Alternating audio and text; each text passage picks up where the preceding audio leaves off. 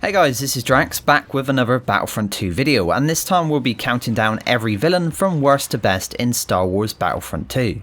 Just like the hero list, I'll be ranking them based on how effective they are in both modes currently available.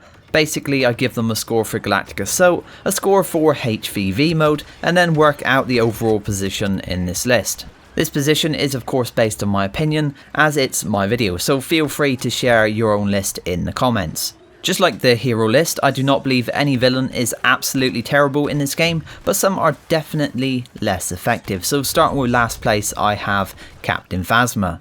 Now I quite like using Phasma in both HVV and Galactic Assault. She is a challenging villain to play, but once you get the hang of her quick health buff and continued accurate fire, you can do pretty well. In HVV she struggles a bit more since the 1.2 patch against lightsaber heroes, as you can't really roll away from them anymore, but then she does of course have her droid, which helps her out a lot, shocking enemies so you can either melt them with the blaster headshots or strike them with her staff. She's not terrible, but her abilities are just not as effective as I would like them to be, especially the staff strike, so she gets the 8th spot. In 7th place I have IDEN VERSIO. Now in patch 1.2 she did get a nice buff which made her way more effective in HVV. The shock droid was buffed in such a way that it's so good now that it may even be the best shock in the game. It's far better at finding targets now and disables them for a good amount of time, not forgetting that it also does damage as well. Normally if it hits a target you can finish them off with blaster shots to the head quickly after. Her secondary fire was also buffed with a continual fire mode added when you hold down the trigger.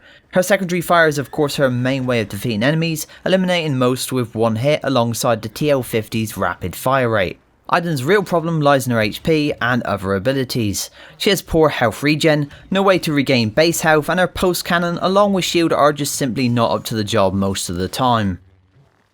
So moving on to the 6th spot now, we have Kylo Ren, and after patch 1.2 he performs a fair amount better with enemies no longer being able to roll away and Frenzy now buffing you throughout the ability. This makes the Frenzy ability viable, and when combined with his Bloodless Star card you can really do some damage. His Force Pull has always been great when combined with a Harsh Pull card, but his other ability Freeze is a bit lackluster as enemies unfreeze the moment you hit them. It is pretty good for stopping enemies who are trying to run away though. Kylo's main problem is still his survivability, as he doesn't have a health back on kill card. To me it doesn't really make sense how Kylo isn't the balance to Rey in this game. Why is she so much better than him at pretty much everything? I'm talking in the movies and in this game as well. In the 5th spot is the super speedy jetpack using Mandalorian known as Boba Fett. He's had nerfs and he's had buffs throughout the game's lifetime, but now after patch 1.2 he has a super fast jetpack which is actually canon. He also has an improved blaster now, dealing more damage over range. Unlike the other blaster using heroes, Boba doesn't have to roll away as he has those nice jetpack bursts, and he can of course just fly away if he needs to. His Intense Barrage card is a must if you want to get the best out of him, combining it with the anti-hero rockets for HVV. He's still great in this mode and an absolute pain to play against. In Galactic Assault he's okay as long as the map is fairly open, Endor being one of my favourite places to fly around on. When he gets indoors it can be a bit of a struggle, and Camino in my mind is just a no-no, as I normally get shot while flying around and end up dropping to my death. Just like Kylo and IDEN, I also feel he needs some way to regain base health. Darth Maul takes 4th, showing that the sector is still not cleared. With patch 1.2 Maul actually got a buff, although it wasn't under his name in the notes. This relates to the changes to rolling, as now no trooper or hero can get away from Maul. He's so fast with his lightsaber strikes that no blaster user really stands a chance if they are trying to run away. This makes him far better to use in both Galactic Assault and HVV now.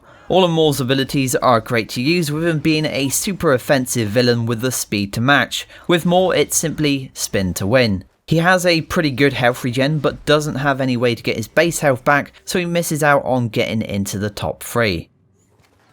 So now we'll move into my top 3 spots, and yes, in 3rd place I've got Darth Vader.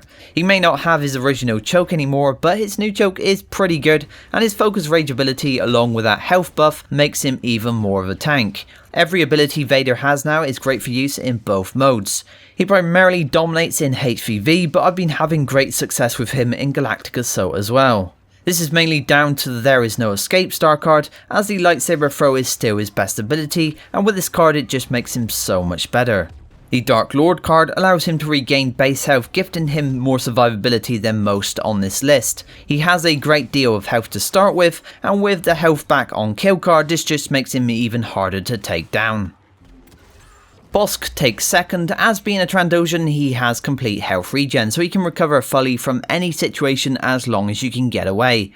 His Dioxis gas works great at removing enemies from an area, and the proximity mines are probably my favourite ability here, as this gives enemies a nasty surprise when they try to push in on you.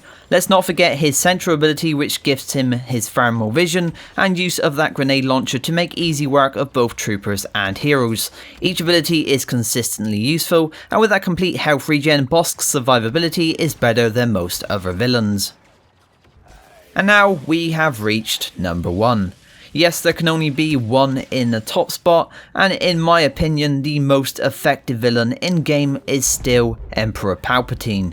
His lightning may not work through walls anymore, but he still has superior movement, excellent damage output, and some of the best star cards and abilities in game. With patch 1.2 his range was actually buffed, and this is quite evident when playing as and against him.